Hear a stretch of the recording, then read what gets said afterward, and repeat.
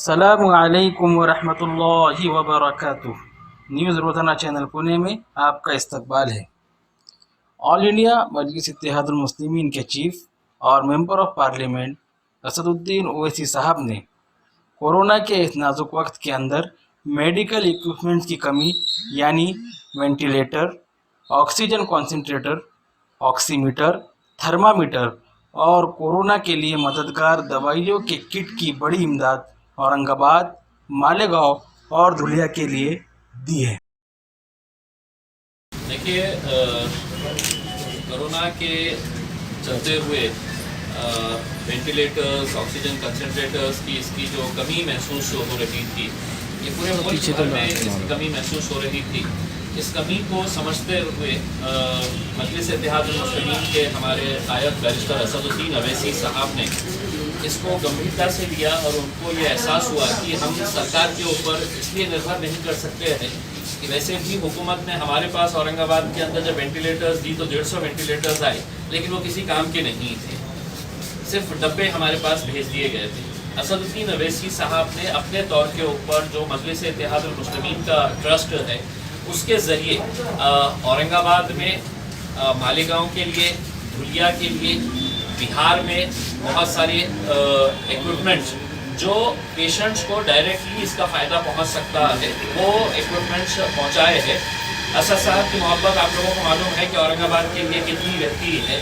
उसे देखते हुए उन्होंने ये पूरा इक्विपमेंट्स यहाँ पर भेजा है, जिसके अंदर वेंटिलेटर्स है, जिसके अंदर ऑक्सीजन कंसनट्रेटर्स है,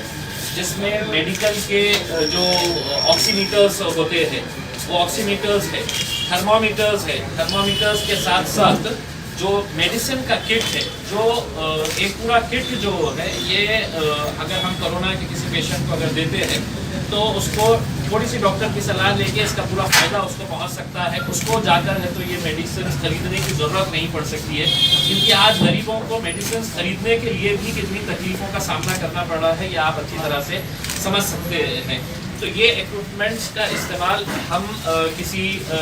हमारे जो हैदराबाद से आए हुए लोग हैं, ये हमारी ही टीम को इनको डेमोन्स्ट्रेट करके बताएंगे कि किस तरह से अगर किसी को ऑक्सीजन की ज़रूरत है तो उसे सीधा वहाँ पर वेंटिलेटर हॉस्पिटल जाने की ज़रूरत नहीं है। ये ऑक्सीजन कंसनट्रेटर्स हम हमारे तौर के ऊपर वहाँ पर उनको देंगे, इमीडिएट है तो पेशेंट को रिलीफ मिलेगा। जो दूसरे इक्विपमेंट्स हैं, वेंटिलेटर्स चूँकि हम लोग नहीं कर सकते हैं तो हम किसी प्राइवेट हॉस्पिटल को ये वेंटिलेटर्स देंगे और उनके साथ एक एग्रीमेंट करेंगे कि ये वेंटिलेटर का इस्तेमाल अगर किसी गरीब पेशेंट के ऊपर अगर वो करेंगे तो उससे वेंटिलेटर के चार्जेस नहीं लिए जाए, क्योंकि आज देख रहे हैं हम एक एक पेशेंट का बिल जो है वो प्राइवेट हॉस्पिटल के अंदर भी अगर देखा जाए तो लाखों रुपये के अंदर आ रहा है। तो हम बहुत कुछ तो नहीं, लेकिन हमारी तरफ से जितना हो सकता है हमने ये किए है। चूँकि लॉकडाउन की वजह से सामान लाना बहुत दिक्कत हो रही है,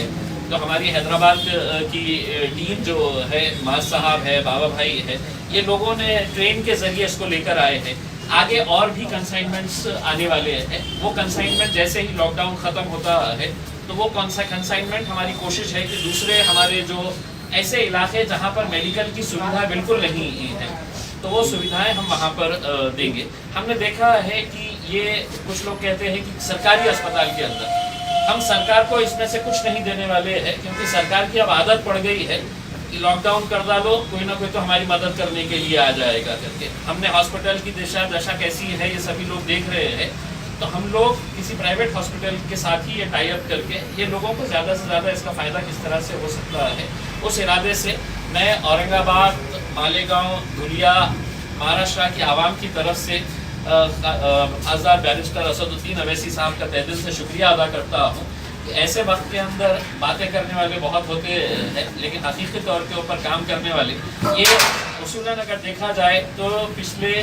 2 महीने से जो असद साहब की कोशिशें थी कि कैसा ये इक्विपमेंट जल्द से जल्द प्रोक्योर किया जाए, लेकिन आपको खुद को मालूम है कि पैसा देने के बावजूद भी ये बहुत मुश्किलों से इक्विपमेंट्स मिल रहे हैं, क्योंकि इसकी डिमांड इतनी ज़्यादा हो गई है। तो असद साहब ने हमसे ये कहा है कि मैं पहला कंसाइनमेंट भेज रहा हूँ, उसको जितने ज़्यादा लोगों तक इसका फ़ायदा पहुँच सकता है वो फ़ायदा पहुँचाने की कोशिश करें। तो मैं तमाम लोगों की तरफ से इमाम पार्टी के हमारे प्रमुख बैरिस्टर असदुद्दीन ओवैसी साहब, अकबर ओवैसी साहब का तहे दिल से शुक्रिया अदा करता हूँ। अभी तक जिन लोगों ने हमारा चैनल सब्सक्राइब नहीं किया है, सब्सक्राइब करें और बेल आइकन को दबाना ना भूलें।